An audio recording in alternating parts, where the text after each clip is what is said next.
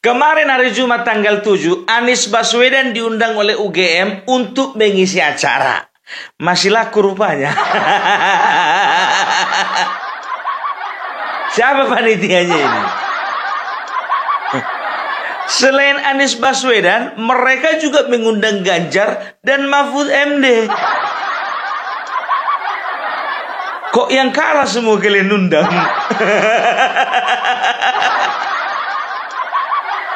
Panitia, kalau mau ngundang itu orang berhasil, jangan orang gagal. Tara, mak cereng. Halo guys, ketemu lagi dengan saya di Analisis Sengit. Di channel ini kita akan mereaksi isu-isu perpolitikan tanah air terhangat dan terkini. Seperti biasa, saya akan mengajak kalian menyimak video dari seorang pakar pengamat politik dunia maya terkeren abad ini. Siapa lagi kalau bukan Opung Parbela, ya? Selain ulasannya daging semua, juga sangat kocak dan dijamin mengocok perut kita semua. Ingat lo ya guys ya, yang dikocok adalah perut kita, bukan yang lain. Sangat cocok ditonton oleh kita semua yang penat setelah seharian bekerja. Tonton hingga habis ya guys, karena ulasan dari saya akan saya sajikan di bagian belakang video. Jadi, mari kita saksikan dulu videonya hingga usai, baru kita ulas bareng-bareng di bagian belakang. Jangan lupa tulis pendapat kalian di kolom komentar. Nah, membahas apakah opung kali ini? Mari kita simak saja bareng-bareng videonya. Ini dia. Kemarin hari Jumat tanggal 7, Anies Baswedan diundang oleh UGM untuk mengisi acara. Masih laku rupanya.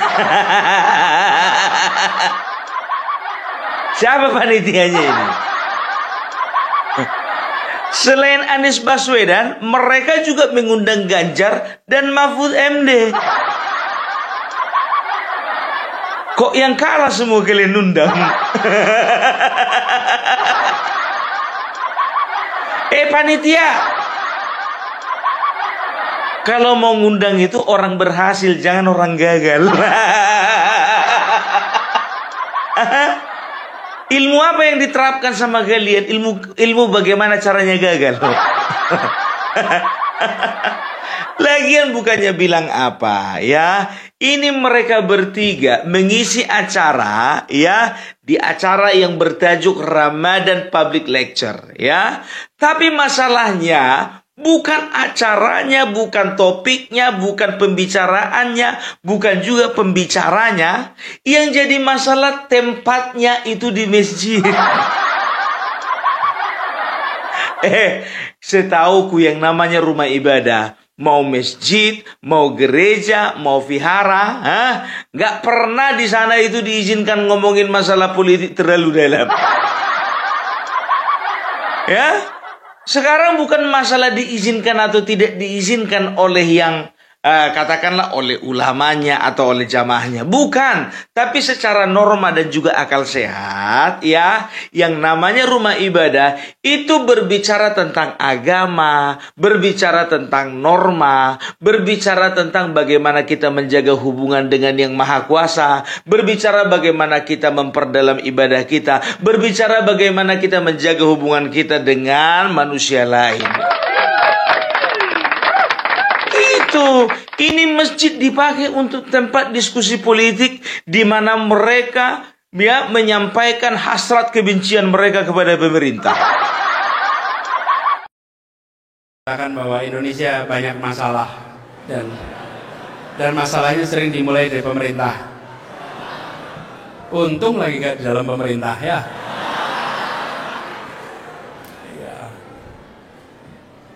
Kalau dulu ketika masih dalam pemerintah, setiap kali ada pertanyaan tentang pemerintah kan kita harus menjelaskan, bukan? Kalau sekarang ya menjelaskan juga tapi tanpa beban gitu. Kalau mau mematikan demokrasi ada 3 juga caranya. Udah dipraktekin.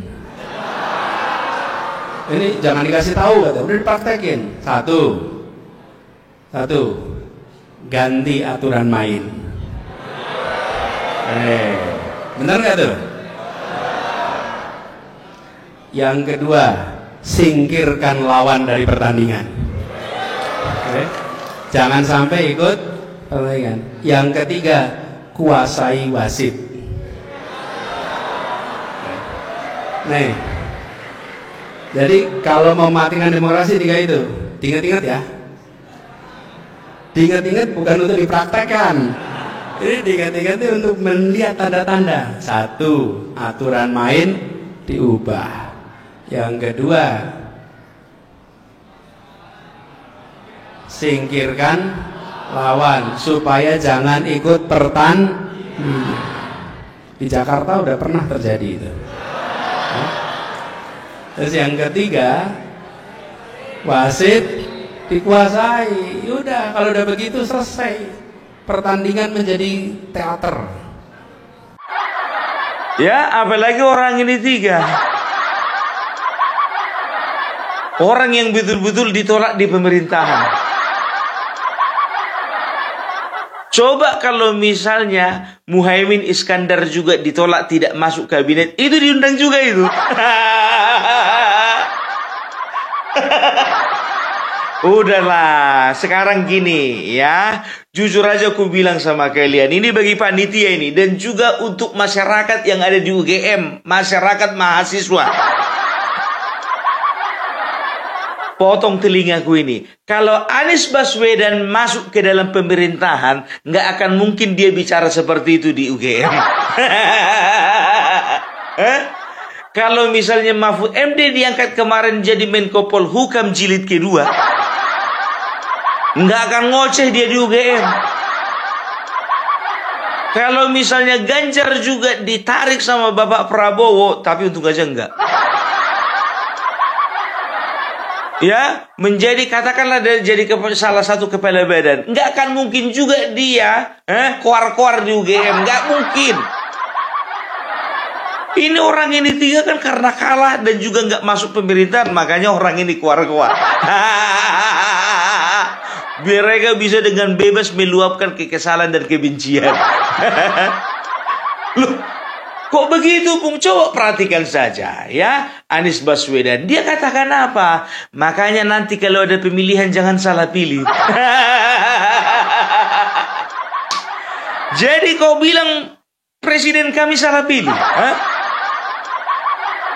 Justru pemilihmu itu yang salah pilih. Kenapa dipilih yang kalah? Begitu juga Ganjar. Kenapa dipilih 16%? Kami dong nggak salah pilih. Yang kami pilih yang menang. Kalau berbicara salah pilih, ya itu kan relatif. Dilihat bagaimana kualitas orangnya, ya calonnya, bagaimana bobot calonnya, bagaimana track record calonnya, bagaimana kemungkinan besar untuk calon itu bisa menangkan begitu. Nah calon, sedangkan kalian bertiga yang berdiri di situ, kemungkinan menang kalian kecil. Iya kan? Jadi kalau bicara pilihan Anies Baswedan, kalau kau emang otakmu cerdas, ya nggak begitu caranya ngomong sama mahasiswa, ya jangan bilang makanya nanti kalau pemilihan lagi jangan salah pilih, bukan seperti itu, ya maunya kalian bilang nanti kalau 2029 ada kesempatan lagi pilih saya, begitu. Jangan salah pilih. Enak kali kau ngomong, kalian yang salah pilih.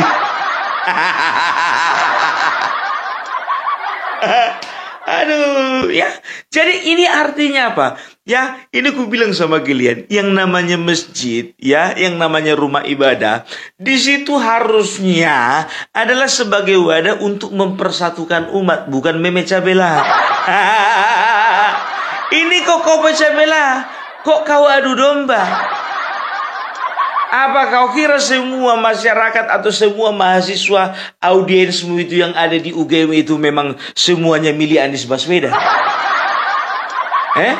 Nggak ada yang milih Ganjar. Kutanya lagi, ada yang jamin di situ nggak ada milih Prabowo?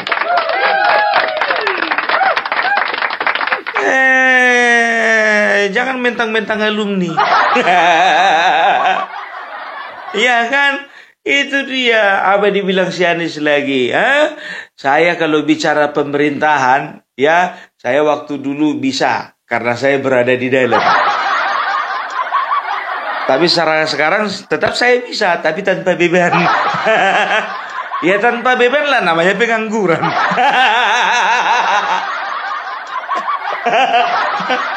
Aduh.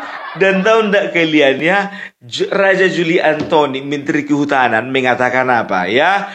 Tempat ibadah masjid itu harusnya adalah tempat untuk sujud dan doa. Kan begitu. Aku setuju memang, setuju. Tapi datang si Anies ditangkapi. Ya, dalam kesempatan yang lain dia mengatakan apa? Bahwasanya masjid bukan hanya untuk tempat sujud dan doa. Ya, sejak zaman dulu masjid itu adalah tempat untuk gagasan keadilan. Bayangkan kalian kalau bicara tentang gagasan keadilan bukan cuma di masjid, gereja pun juga. Wihara pun juga. Tapi gagasan keadilan dalam berkehidupan, sosial, agama, bukan politik. Aduh. Memang bukan Anies Baswedan namanya kalau nggak selalu ada jawaban. Banyak kali jawabannya. Udah terbiasa gitu loh. Korupsi salah bayar. Rumah sakit, rumah sehat. Trotoar hitam putih ganti warna-warni. Manusia sumur resapan. Sekarang begini aja, aku bilang samamu ya, kalau kau mau cari tempat untuk kampanye, cari tempat lain selain dari masjid. Gitu loh. Ya sekarang ku tanya dulu sama panitia, abang nggak punya aula itu UGM? Ini ikut juga Ganjar, ikut juga Mahfud. Aku bertanya-tanya, apakah ini adalah salah satu akibat dari gagalnya kemarin demonstrasi Indonesia Gelap? Mahasiswa turun ke jalan gagal. Melakukan aksi beberapa hari gagal. Hashtag Indonesia Gelap gagal. Makanya mereka berusaha di bulan suci ini, ya mereka permak acara itu sebagai acara rohani seolah-olah, ya, tapi di dalamnya isinya propaganda. Sama ya, kalau kita ngomong bicara tentang dadar gulung, ya kan? Kita kalau bicara dadar gulung kan warnanya biasanya hijau, dalamnya isi kelapa. Kan begitu, kelapa campur gula merah, kan begitu. Kalau ini ibaratkan dadar gulung isinya oncom sama cabai. Itulah dia. Dadar gulung itu kan dibuka, ditaruh toppingnya, digulung-gulung, kan begitu. Kalau misalnya nggak dibuka isinya itu nggak nampak, begitu digigit, kok oncom isinya.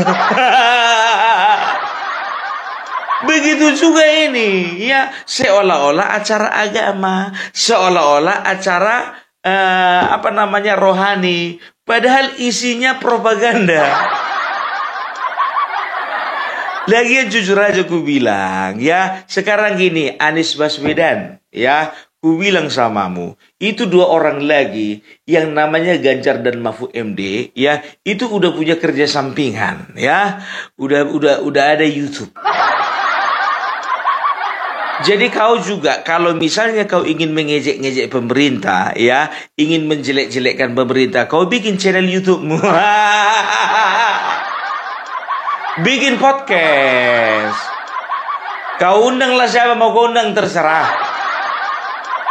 Hari ini Rocky Gerung, besok Refli Harun, besoknya lagi Said Didu, besoknya lagi Panji Pragiwaksono. Sukamu, ini masjid bro. Tapi jujur aja aku bilang, aku takutnya ini kembali lagi ke 2019.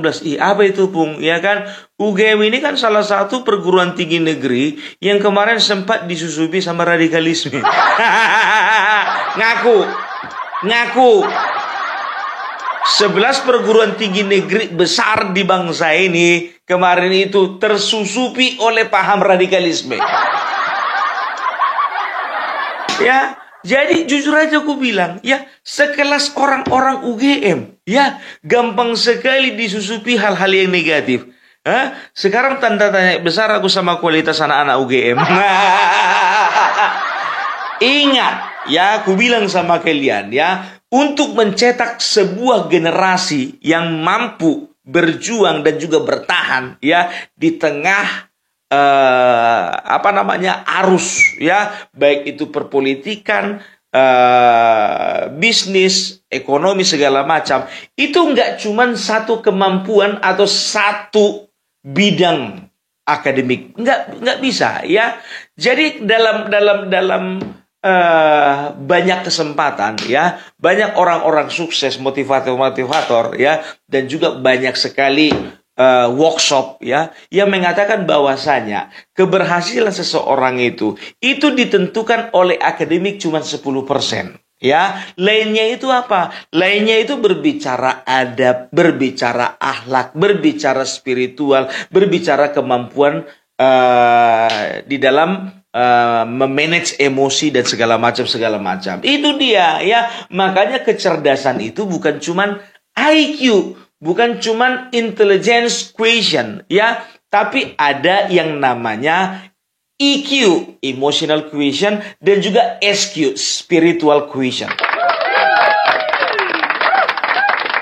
Gitu, ya. Jadi jangan heran kalau misalnya orang-orang UGM ini, anak-anak UGM nanti, ya, ini nggak bisa berhasil di kehidupannya. Karena apa? Karena mereka hanya mengandalkan ini, nggak mengandalkan kecerdasan. Oh, tadi aku lupa ya, apa namanya, ya. Kalau IQ itu kecerdasan akademik, kecerdasan otak.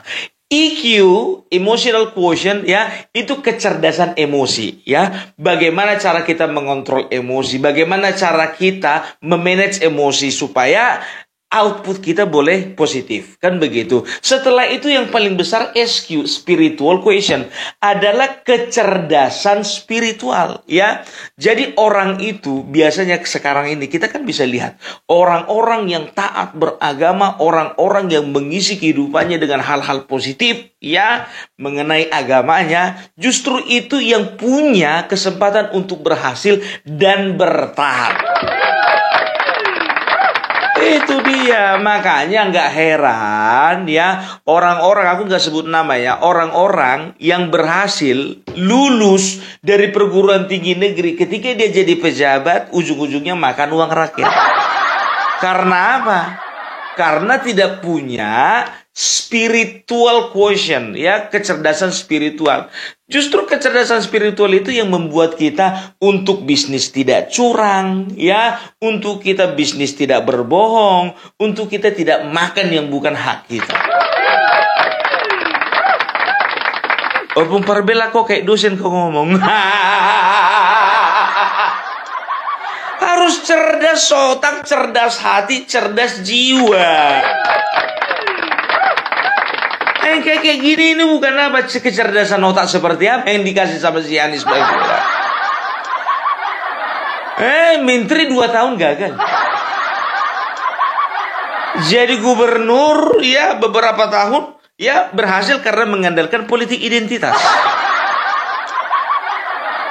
Ya, terus apa lagi? Ya, mau mencalonkan diri kemarin jadi capres gagal. Ya, turun level dia mau jadi gubernur, nggak ada yang mau bawa, nggak ada yang mau nyomot,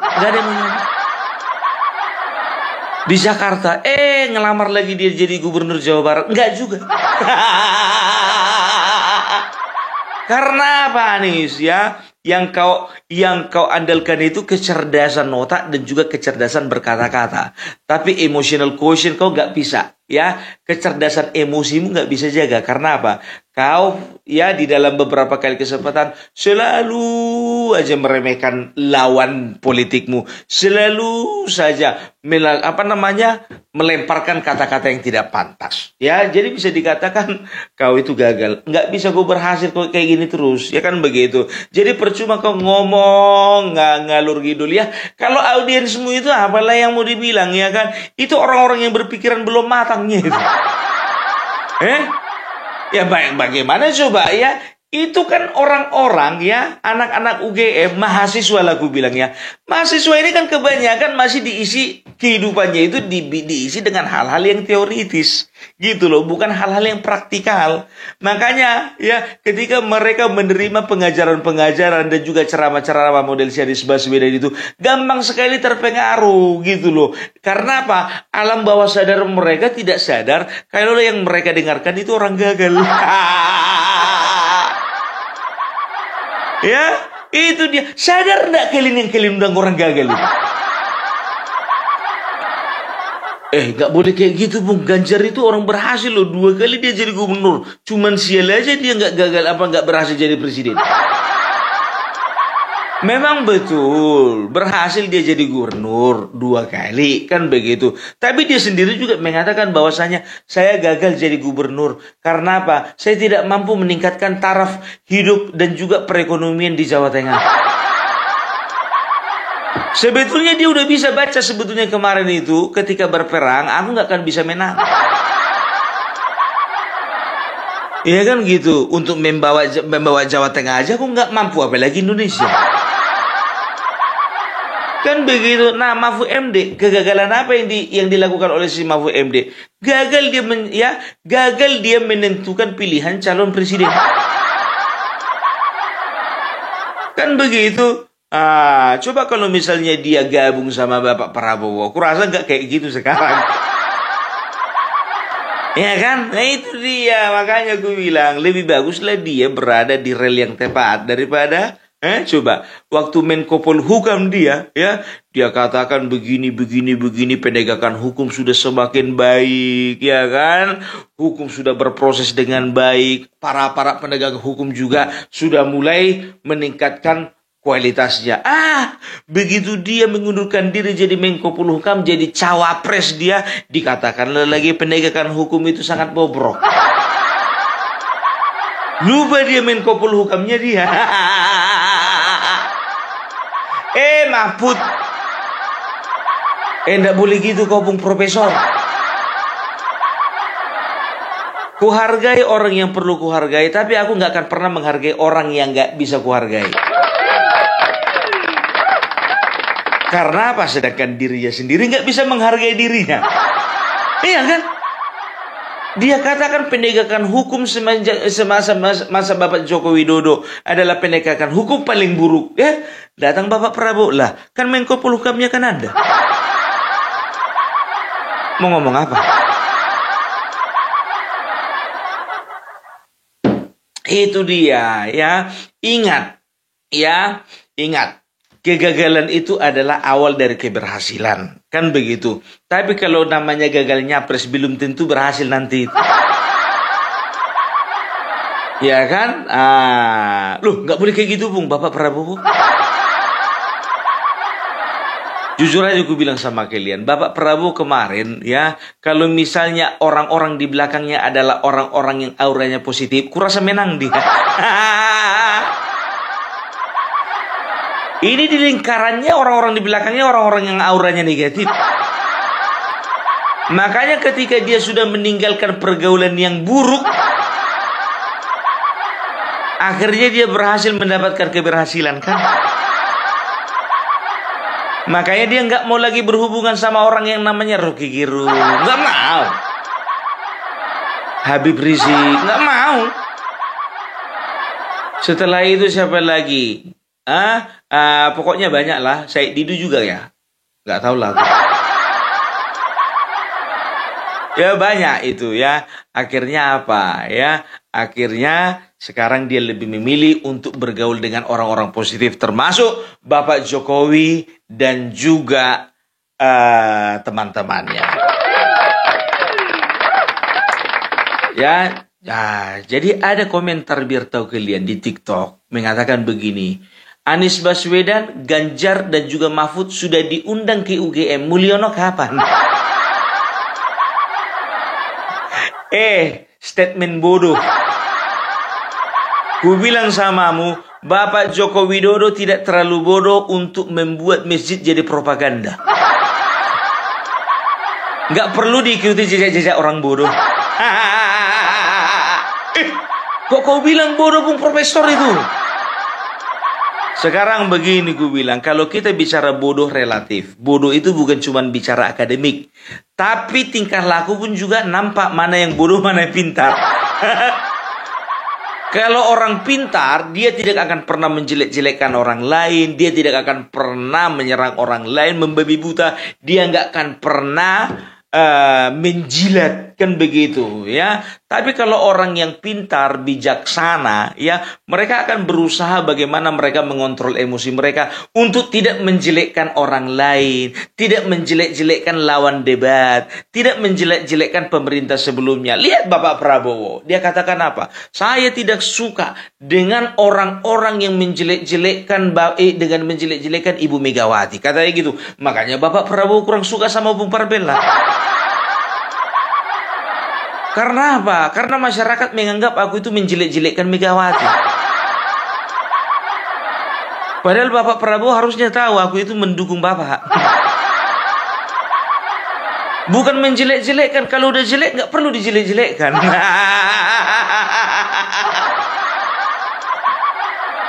Ya kan? Itu dia. Aduh, kasihan aku. Tapi itulah ya. Jadi memang betul-betul ya, aku nggak mengerti apa yang ada di benaknya mahasiswa-mahasiswa ini. Ya, kemarin turun ke jalan mereka itu gagal dalam aksi mereka ya, karena apa? Dobrakan mereka itu ternyata tidak didukung rakyat. Nggak disupport sama rakyat. Ingat, negara ini negara demokrasi ya, dan demokrasi sudah bisa dipastikan kedaulatan di tangan rakyat. Jadi ketika kau mahasiswa ya gagal berkolaborasi dengan rakyat, nggak akan pernah berhasil kau. Nggak akan pernah berhasil demonstrasimu itu. Nah sekarang ya bergerak orang itu ke dalam kampus ya, dan juga mereka menggunakan masjid ya untuk menyebarkan propaganda-propaganda negatif ya. Apa isi kepala orang ini semua? Kan begitu. Nanti kita akan bahas apa-apa saja yang disampaikan Ganjar dan juga apa-apa saja yang disampaikan Mahfud. Karena kalau misalnya ku sampaikan di sini semuanya 3 jam ini video. Sedangkan Anies Baswedan aja beberapa yang disampaikannya itu ya, itu sudah bikin sakit telinga. Ada 3 hal yang membuat negara demokrasi ini gagal. Yang pertama ya, untuk mematikan demokrasi. Yang pertama ya, apa katanya itu, ubah aturan main. Yang kedua ya, jangan halang-halangi ya lawan politik, atau singkirkan lawan politik sehingga tidak bertanding. Yang ketiga, kuasai wasit. Itu yang saya alami. Anies, itu kan pendapatmu. Ingat ya, itu bukan ilmu baku ya, itu adalah pendapatmu semata, kan begitu. Kalau kau tanya sama aku, nggak ada tuh. Opinimu itu yang terlalu liar. Nah, jadi kalau si Anies ini kan tipenya kan suka kali disanjung-sanjung. Kau telepon dulu itu Muhaimin Iskandar itu. Bagaimana perasaannya setelah masuk dalam pemerintahan? Anies Baswedan sendiri, jujur ku bilang sama kalian, sampai sekarang itu masih menanti-nantikan kapan lagu dipanggil. Kapan lagu dipanggil. Karena apa? Dia butuh kerjaan.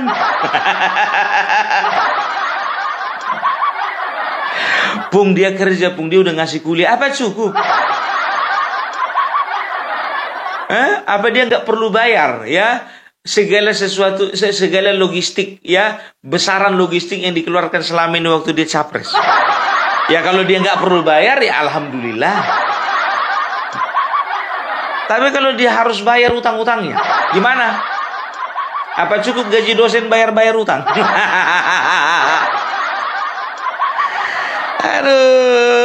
Aduh, coba tanyakan dulu. Mahasiswa coba tanya dulu sama dia. Pak, bagaimana perasaan Bapak setelah kalah gitu? Tanya lagi sama dia, Pak, apa sumbangsi Bapak setelah kalah? Apa yang bisa Bapak lakukan untuk bangsa ini Bapak walaupun kalah sebagai presiden? Maunya kayak gitu. Ini enggak tahu aku apa-apa aja, seputaran apa aja yang ditanyakan mahasiswa. Seputaran bobroknya demokrasi. Seputaran tentang jeleknya pemerintahan. Seputaran tentang oknum-oknum yang merusak pemerintahan. Ya? Itu ke situnya itu udah tahu aku, ya kan? Orang ini sebetulnya Indonesia gelap yang diselubungi. Semangatnya sama ini sama demonstrasi kemarin, Indonesia gelap. Casingnya aja beda. Aduh, jujur aja aku bilang, ini bulan puasa, ya. Kalau bulan puasa itu harusnya perbanyak ibadah, perbanyak hal-hal positif di dalam agama, perbanyak hal-hal yang bisa meningkatkan keimanan kita, ketakwaan kita. Itu yang harusnya dipikirkan, gitu loh. Jangan memecah belah. Udahlah, si Amin Rais kemarin bikin konten-konten fitnah. Sekarang Anies Baswedan pun juga bikin acara-acara model seperti itu. Ya, aku mau nanya dulu, ini gimana sih pahalanya ini? Aku nggak ngerti lah, terserah dia lah itu. Kalau memang berapa pahalanya nggak hilang, suka-sukanya lah.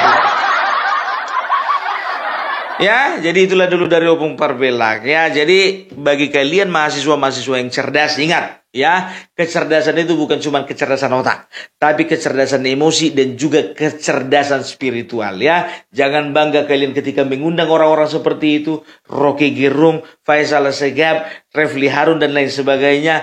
Otak kalian terisi, tapi jiwa dan hati kalian kosong. Dengarkan kalian dosen kalian ini. Ya, inilah dosen kehidupan yang sebenarnya. Oke, salam Parbelak, salam NKRI, NKRI harga mati. Oke guys, sudah kita simak bersama ulasan dari Opung Parbelak. Seperti biasa, selain ulasannya sangat detail dan mendalam, juga sangat kocak ya. Selalu mengocok perut dari awal sampai akhir. Jadi walaupun berlama-lama kita menyaksikannya, tapi kita tidak pernah merasa bosan ya. Dari awal sampai akhir isinya daging semua guys. Jarang loh yang isinya daging semua macam kayak gini. Iya kan? Iya. Dijamin plok. Hahaha. Oke guys, dalam video yang barusan kita saksikan, Opung Parbelak mengulas tentang fenomena Abah ya, Anies Baswedan, Ganjar Pranowo, dan Mahfud MD yang gagal dalam pencalonan presiden dan tiba-tiba kini disebut-sebut menyebarkan propaganda di masjid. Ini adalah topik yang cukup kontroversial dan menggugah banyak perdebatan di kalangan masyarakat. Mari kita bahas poin-poin penting yang disampaikan oleh Opung dengan lebih mendalam. Pertama adalah pemilihan pembicara yang gagal ya dalam tanda kutip. Opung menyoroti bahwa pembicara dalam acara yang diadakan di UGM adalah tokoh-tokoh yang tidak berhasil dalam pemilu 2024 ya. Menurutnya, ini menimbulkan pertanyaan mengenai tujuan di balik acara tersebut. Dalam teori komunikasi politik, pemilihan narasumber sangat penting karena dapat membentuk persepsi publik ya. Jika narasumber yang dipilih hanya dari satu kelompok tertentu, tentu akan ada kecenderungan bias ya yang bisa mempengaruhi audiens. Dalam dunia akademik, pemilihan pembicara seharusnya mempertimbangkan kontribusi intelektual mereka, bukan hanya rekam jejak politiknya. Namun, dalam realitas politik, seringkali narasi dibentuk berdasarkan posisi dan kepentingan tertentu. Seperti kata pepatah ya, tak ada gading yang tak retak ya. Kritik terhadap pemilihan pembicara ini mungkin valid teman-teman ya, tetapi perlu juga melihat substansi dari materi yang disampaikan. Kemudian yang kedua adalah politik dalam rumah ibadah, dalam hal ini adalah masjid. Opung menegaskan bahwa masjid sebagai rumah ibadah seharusnya menjadi tempat untuk mempererat ukhuwah, ya, bukan justru menjadi ajang tebar politik lah seperti itu. Ini sejalan dengan prinsip sekularisme dalam negara demokrasi di mana agama dan politik sebaiknya dipisahkan agar tidak terjadi polarisasi di tengah-tengah masyarakat. Namun dalam sejarah Islam, masjid memang kerap menjadi tempat diskusi sosial, ekonomi, hingga politik, ya. Sebagai contoh, pada masa Rasulullah, Masjid Nabawi juga menjadi pusat pemerintahan dan pendidikan. Oleh karena itu, argumentasi ini bisa diperdebatkan dari perspektif yang berbeda. Tetapi, jika rumah ibadah digunakan untuk menyebarkan kebencian terhadap pemerintah, ini tentu bertentangan dengan nilai-nilai kebangsaan, ya. Seperti kata pepatah, jangan menepuk air di dulang, maka akan terpercik ke muka sendiri. Jika politik masuk ke masjid dengan cara yang tidak sehat, justru umat yang akan terpecah ujung-ujungnya, ya. Ya, kemudian yang ketiga adalah 3 cara dalam mematikan demokrasi. Opung mengungkapkan 3 cara yang bisa digunakan untuk membunuh demokrasi, ya, menurut salah satu narasumber dalam masjid tersebut, ya. Pertama adalah mengubah aturan. Kedua, menyingkirkan lawan politik, dan yang ketiga adalah menguasai wasit. Teori ini relevan, ya, dalam berbagai kajian politik, ya. Dalam buku How Democracies Die karya Stephen Levitsky dan Daniel Giblet, ya, dijelaskan bahwa demokrasi dapat mati secara perlahan melalui manipulasi hukum dan lembaga.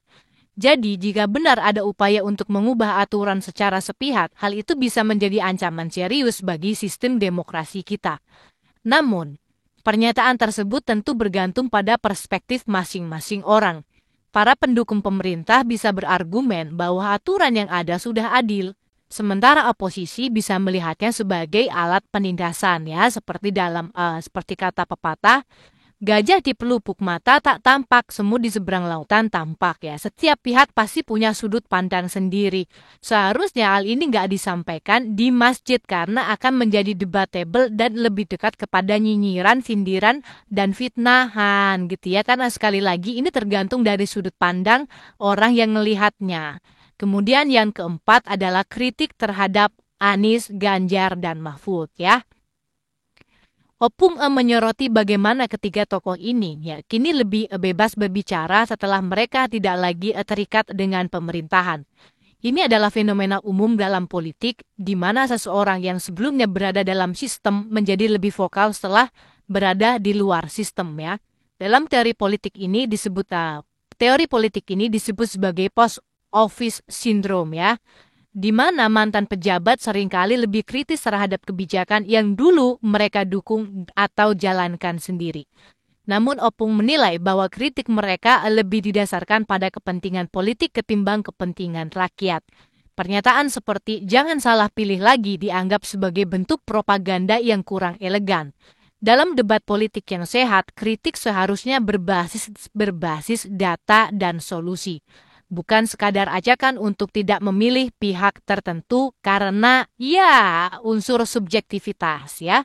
Kemudian yang kelima adalah Universitas UGM dan isu radikalisme.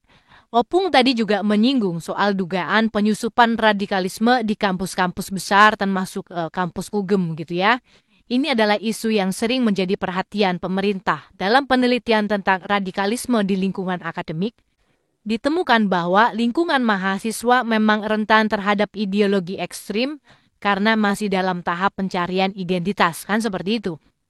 Namun, menyamaratakan semua mahasiswa UGM sebagai bagian dari gerakan radikal tentu tidaklah adil.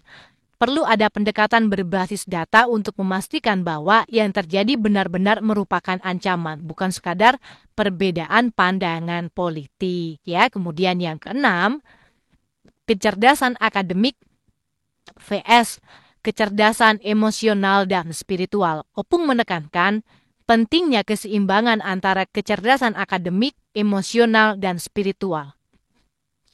Ini sesuai dengan teori kecerdasan majemuk dari Howard Gardner ya teman-teman ya, yang menyatakan bahwa kecerdasan manusia tidak hanya terbatas pada IQ, tetapi juga mencakup aspek emotional quotient ya, dan spiritual quotient. Dalam konteks politik, seseorang yang memiliki kecerdasan akademik tinggi tetapi tidak memiliki kecerdasan emosional bisa saja gagal dalam memimpin ya. Contohnya pemimpin yang jenius dalam strategi tetapi tidak mampu mengendalikan emosinya, maka bisa kehilangan dukungan publik. Ini mengingatkan kita pada pepatah, ilmu tanpa amal bagaikan pohon tanpa buah. Ya enggak? Iya, ya kan?